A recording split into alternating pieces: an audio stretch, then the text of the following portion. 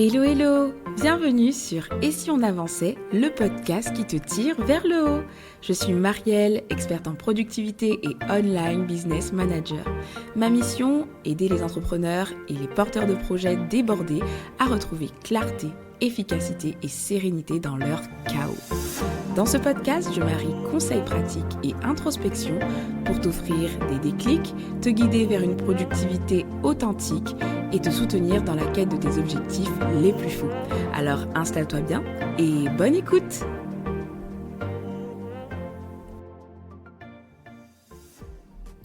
Bienvenue dans ce nouvel épisode de podcast dans lequel je suis ravie de te retrouver comme à mon habitude.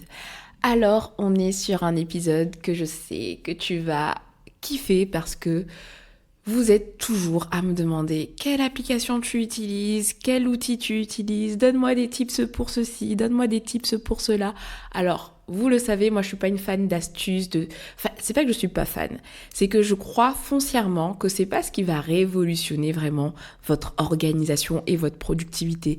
Mais je sais aussi que ce sont des petites choses comme ça au quotidien qui peuvent simplifier la vie. Et donc on est sur un épisode 100% astuces et en plus 100% astuces sur le smartphone. Parce que oui, aujourd'hui nos téléphones font partie de nos quotidiens. C'est une invention qui nous a énormément aidés. Donc il n'y a pas que des choses négatives, mais tu le sais si tu écoutes cet épisode de podcast, tu es sûrement concerné. C'est un outil qui nous prend pas mal de temps. Et aujourd'hui, j'aimerais te partager cette astuce et dont 2 bonus d'ailleurs. Merci. Si tu restes jusqu'à la fin, tu auras les deux petits conseils et bonus. Mais voilà, cette astuce, concrètement, pour t'aider à retrouver un usage plus sain de ton téléphone et une organisation aussi plus saine. Parce que des fois, nos smartphones ne sont pas efficaces, c'est-à-dire qu'on va avoir, je sais pas moi, les applications qui partent dans tous les sens, des notifications qui vont de partout et on ne va pas savoir en fait comment l'utiliser efficacement. Et puis lorsqu'on va aller sur le téléphone, on va perdre du temps à retrouver nos informations. Bref, tu vois ce que je veux dire? Et donc, à travers cet épisode de podcast, je vais te partager quelques conseils pour que tu puisses reprendre le contrôle de tout ça, gagner en clarté sur ton smartphone et surtout y passer moins de temps parce que tu vas optimiser certaines choses qui vont faire la différence.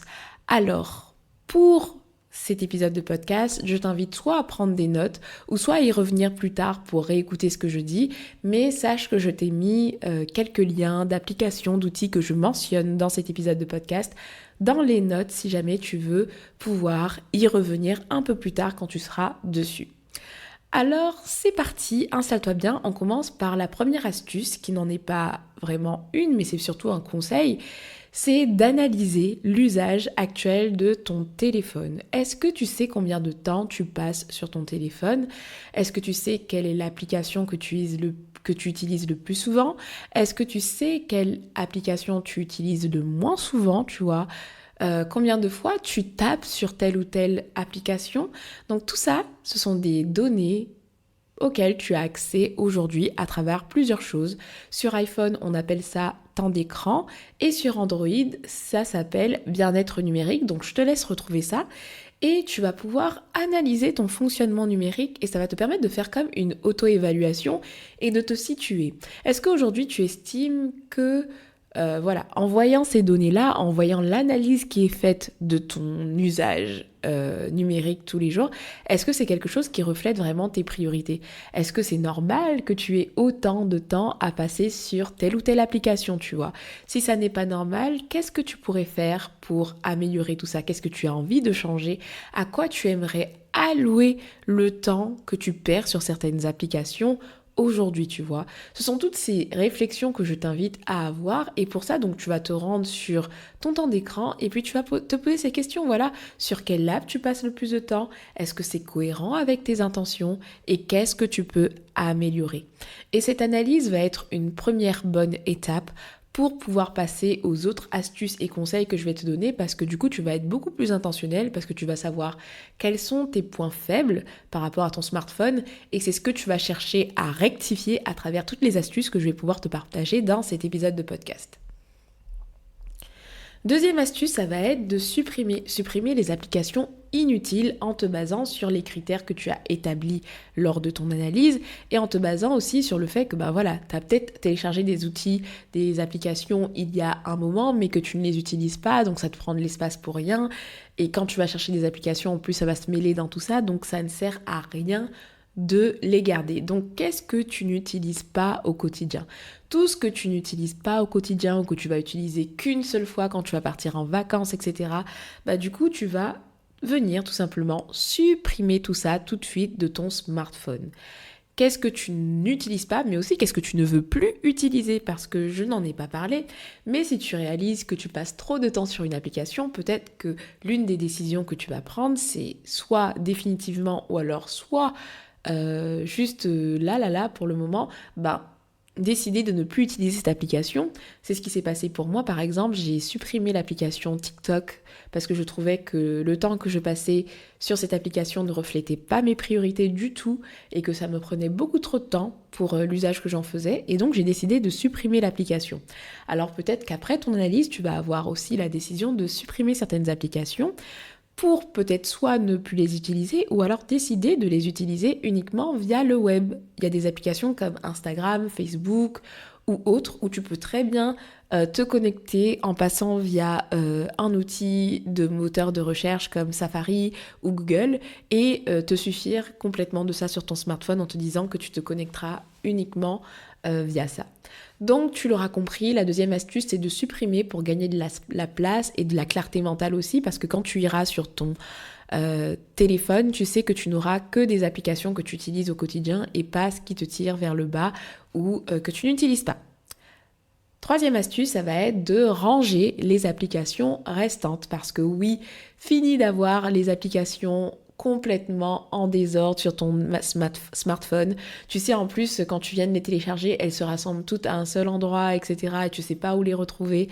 Donc pour ça, tu as beaucoup de façons de ranger tes applications. Mais moi, celle que je recommande, c'est de ranger par catégorie. Il y a des personnes qui rangent leurs applications en couleur. Mon petit frère, si tu passes par là, mon petit frère, il a un smartphone, mais rangé, mais je vous dis pas, il a la page des applications en noir et blanc, la page des applications en orange, rose, rouge, la page des applications en jaune, etc. Et c'est vraiment canon. Mais est-ce que c'est très stratégique? Je ne sais pas, mais ça peut plaire à certaines personnes. L'important, c'est de ranger comme vous le souhaitez, mais moi, je recommande de ranger plutôt en fonction des catégories ou en fonction de vos besoins. Vous pouvez très bien utiliser, par exemple, sur les premières pages de votre smartphone, les applications les plus utiles. Par exemple, celles que vous utilisez tout le temps, comme WhatsApp, voilà. Soit vous faites comme ça, et puis après le reste, vous le rangez un peu en vrac, ou soit vous faites des pages, entre guillemets, par catégorie. Et pour ça, je vous donne quelques idées de catégories. Vous pouvez avoir les catégories achat, les catégories productivité ou travail, où vous allez rassembler peut-être toutes les applications que vous utilisez pour prendre des notes, pour travailler, pour vous concentrer, etc. Une catégorie peut-être santé, self-care, où vous allez mettre peut-être l'application santé, votre application fitness, voilà, votre application pour traquer ce que vous mangez, j'en sais rien. Une partie créativité, si vous êtes plutôt quelqu'un de créatif et que vous avez des outils qui vous aident dans votre créativité. Vous pouvez créer une page réseaux sociaux aussi pour les rassembler, si jamais vous avez envie de les avoir à un seul endroit. Vous pouvez avoir une page application du quotidien avec alarme, calculatrice, Google. Donc là, je parle de pages, mais ça peut être tout simplement aussi des cubes pour ceux qui utilisent des iPhones. Vous voyez de quoi je parle, c'est-à-dire avoir des cubes d'applications en fait où il y en a plusieurs dedans et vous allez piocher ce qui vous est utile en fonction des thématiques. Donc pour faire ce choix-là, c'est à vous de déterminer ce dont vous avez besoin lorsque vous allez sur votre smartphone. Est-ce que vous avez besoin plutôt de voir des applications rangées par thématique pour que ce soit pratique pour vous de savoir, voilà, quand je suis en mode sport, santé, je vais sur cette page-là, ou est-ce que vous avez plutôt envie d'avoir un rangement plutôt stratégique et tout sur un seul et même écran, rangé en catégories et juste laisser les applications que vous utilisez au quotidien apparentes. Donc bref, évaluez vos besoins, mais ce qu'il faut retenir, c'est qu'il faut ranger ces applications de manière stratégique. Quatrième astuce, c'est d'optimiser l'usage de votre smartphone, l'usage de votre temps d'écran, en tout cas optimiser votre temps d'écran grâce à certaines choses, grâce à certaines applications ou même des paramètres qui sont maintenant disponibles dans la plupart de nos smartphones. Par exemple, sur iPhone et même sur Android, maintenant avec Bien-être numérique, vous avez la possibilité de mettre des limites d'application pour certaines applications. Vous pouvez déterminer par exemple que vous ne vouliez passer que 1 heure par jour sur telle ou telle application, tant de temps sur telle application, ou alors que vous souhaitez accéder à telle ou telle application entre telle ou telle heure. Vous voyez, ce sont des petites choses comme ça que vous pouvez mettre pour reprendre le contrôle de votre temps par rapport au smartphone. Vous pouvez également utiliser des applications externes qui vont venir renforcer cette dynamique, parce que le truc qui est bien avec les limites de temps, c'est que ok, c'est super. Tu vas recevoir une notification à un instant T qui va te dire ok, tu as 1 heure d'utilisation d'Instagram, mais en 2-3 clics, tu peux annuler ça et dire que je change d'avis pour aujourd'hui. Donc c'est très facile en fait de passer outre et finalement de ne pas bénéficier de ces limites que toi-même tu te serais imposé si tu n'as pas la force mentale, tu vois. Et donc pour ça, tu as d'autres applications qui peuvent t'aider et je vais t'en citer 3. Tu as l'application Forest que j'aime et que j'utilise depuis très très longtemps. Forest App, donc je crois qu'à l'époque je l'avais payée, je crois qu'aujourd'hui elle est encore payante, mais je crois qu'elle a une application concurrente qui est gratuite et qui permet d'avoir la même fonctionnalité, qui s'appelle Plant, je suis pas sûre, je te laisse te documenter.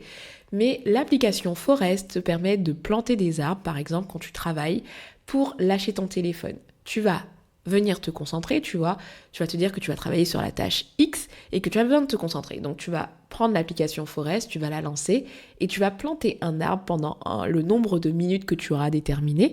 Et une fois que ton arbre sera planté, qu'il va commencer à grandir, si tu touches ton application et que tu quittes l'application, si tu touches ton smartphone et que tu quittes l'application, qu'est-ce qui va se passer? C'est que ton arbre va mourir.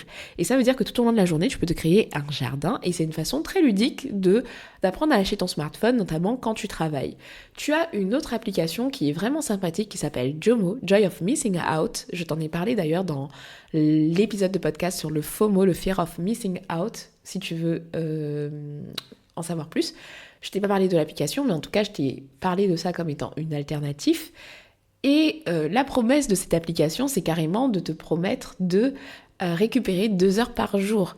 Donc c'est une application qui va venir bloquer les applications qui te distraient, mais de partout. C'est-à-dire que si tu as déterminé que tu as droit à 1 heure de YouTube par jour, ça va te le bloquer de partout, etc. Et c'est beaucoup moins facile d'y accéder que à travers les limites d'app. Donc ça peut être quelque chose que tu peux tester. Tu as également l'application Space. Donc tous ces liens, tu les retrouves dans les notes de l'épisode. L'application Space, qui est une application tout en un où tu peux te mettre des objectifs de temps d'écran, tu peux te mettre des limites, etc. Donc c'est plutôt une application tout en un pour revoir ton bien-être numérique et t'amener à te mettre des objectifs pour mieux utiliser ton smartphone, tu vois. Donc tu as plein d'options, là je t'en ai cité 3, j'en connais plein d'autres, mais c'est déjà pas mal pour aujourd'hui commencer à reprendre le contrôle de ton temps et utiliser des apps qui vont t'aider dans ce sens. La 5e astuce, c'est d'améliorer la gestion de tes notifications. Je ne sais pas si tu le sais, mais tu as en tout 4 types de notifications. C'est que tu vas avoir le premier type, ce sont les pastilles. Tu sais, les petites pastilles, 1, 2, 150 pour ton application d'email si tu ne la tries pas, etc. Tu vois, c'est ça. Donc tu vas avoir les pastilles, tu vas avoir les notifications. Lorsque ton écran est verrouillé, tu vas avoir les bannières qui vont sortir en fait du haut et qui vont popper quand tu as ton écran ouvert. Donc ça va venir de là-haut. Et tu vas avoir les notifications qui sont dans le centre de notification. En tout cas, pour l'iPhone, ça fonctionne comme ça. Donc tu as plein de façons de recevoir des notifications et je ne sais pas si tu le sais, mais en tout cas sur iPhone, et je crois aussi que sur Android c'est possible dans la partie bien-être numérique, tu as la possibilité de régler la manière dont tu reçois toutes tes notifications. C'est-à-dire que pour chaque application, tu peux déterminer si tu veux des notifications ou pas. Et si tu en veux, est-ce que tu en veux en pastille uniquement, en pastille et en écran verrouillé, en pastille et en bannière, sans pastille ou juste le centre de notification. Et ça, franchement, c'est une réflexion à avoir. De mon côté, par exemple, j'ai fait le choix de 0 notification, à part pour certaines applications où je sais que parfois, c'est important de voir si j'ai reçu un message ou pas sur ce canal-là. Notamment, je pense à Slack, qui m'est utile pour toutes mes communications professionnelles avec mes clients ou alors mon équipe, etc. Donc ça, j'ai par exemple laissé uniquement la pastille rouge qui me permet intentionnellement, quand je prends mon téléphone et que j'y vais pour ça, de voir si effectivement il y a une notification qui est arrivée sur ce canal-là et de me dire ok, je dois consulter effectivement le canal à un moment donné dans la journée. Mais certaines personnes peuvent très bien se passer de toute notification. Moi, pendant longtemps, je n'ai eu aucune notification et je t'assure que il n'y a pas mort d'homme quand tu n'as pas de notification. Parce que les notifications, tu sais ce que ça va faire?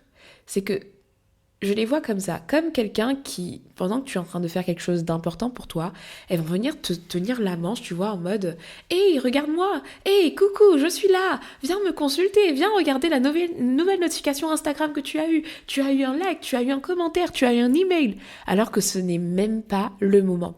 Donc si tu ne gères pas tes notifications, tu donnes un accès à toi à n'importe quel moment et donc c'est ouvrir la porte à la distraction alors que toi, ce que tu veux, c'est rester focus et concentré. Donc en vrai, tu n'as pas tant besoin que ça, je t'assure. Creuse et demande-toi de quelle notification tu as vraiment besoin.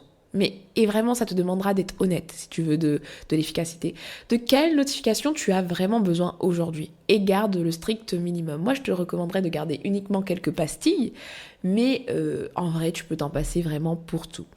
Donc, tu peux sur iPhone aller dans ta rubrique notifications et modifier ça. Et pareil sur Android, modifier tes notifications.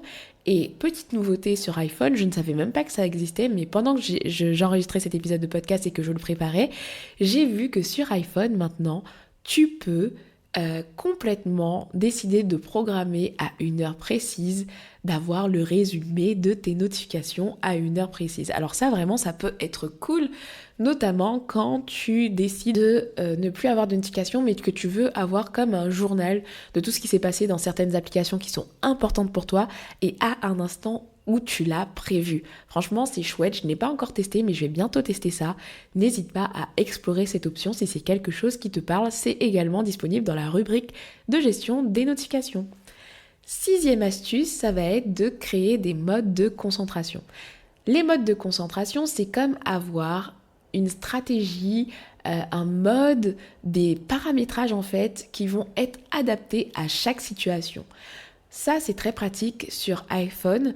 J'ai pu me documenter et j'ai vu que sur Android, c'était possible également de le faire, mais je ne sais pas, je t'avoue, comment le faire. Mais si jamais tu veux te renseigner là-dessus, sur iPhone, ça s'appelle les modes de concentration et je t'invite à chercher le parallèle. Et donc, pour chaque mode d'iPhone, tu peux déterminer les personnes pour qui les notifications sont activées, choisir un fond d'écran spécifique, choisir l'heure à laquelle le mode est activé et ajouter des filtres de concentration du type est-ce que tu as le droit de recevoir telle ou telle notification sur telle ou telle application, tu vois. Je vais te donner quelques exemples de modes que tu peux créer sur ton smartphone. Il y a des modes qui existent déjà, tu vois, il y a le mode concentration qui existe, il y a le mode repos, il y a le mode travail que tu peux créer. Par exemple, ton mode travail, tu peux très bien définir que tu n'as pas du tout de notification du tout quand tu es en mode travail. Et quand tu seras sur un autre mode, avoir des notifications. Tu vois, c'est que des décisions que tu vas faire en fonction de tes besoins. Tu as le mode ne pas déranger aussi qui existe.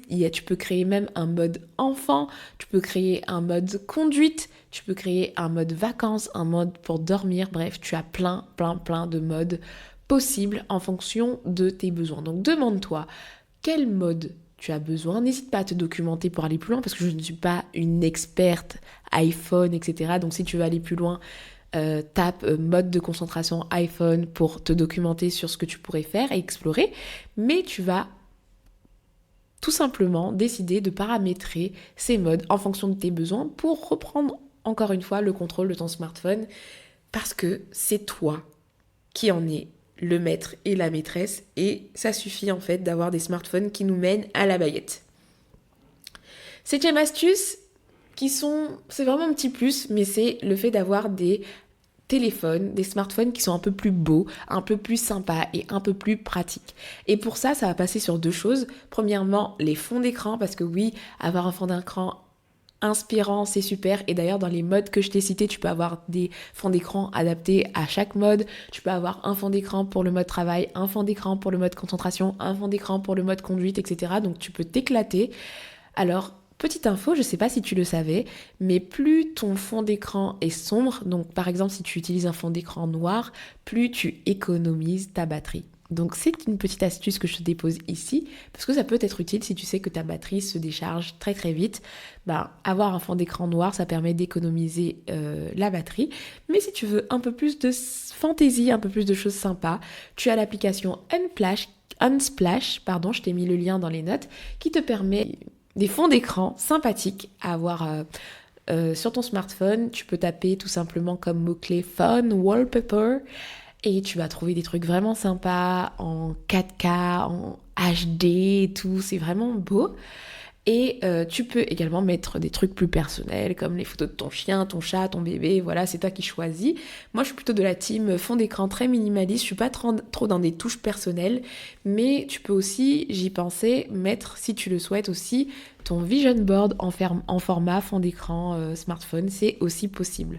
L'autre petit plus aussi dans les petits plus esthétiques, ce sont les widgets. Qu'est-ce que c'est qu'un widget ? C'est une application interactive qui permet l'affichage de certaines informations variées ou l'accès à certains éléments d'une application précise, tu vois. Donc, tu vas avoir plein de widgets, c'est le mot-clé à taper si tu veux des trucs comme ça.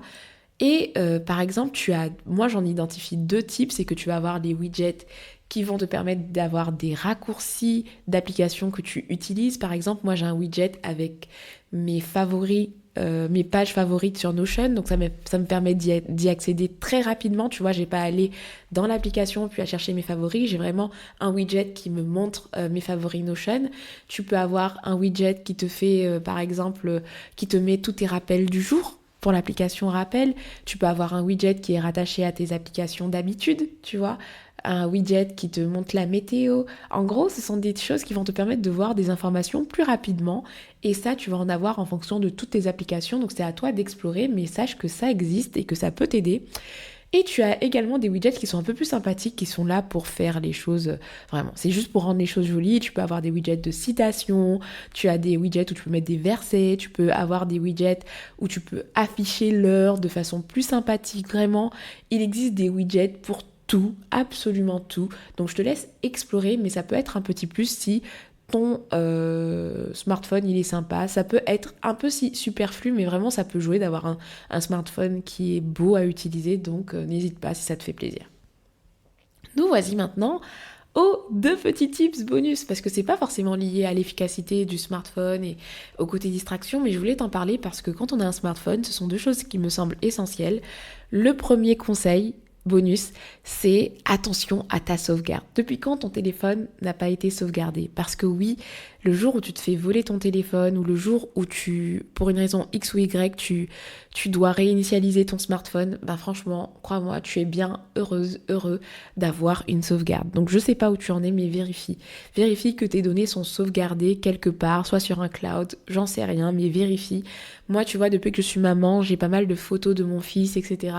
Et c'est très important pour moi de ne pas les perdre. Ce sont des jolis souvenirs de voyage, des jolis souvenirs de moments de vie, etc.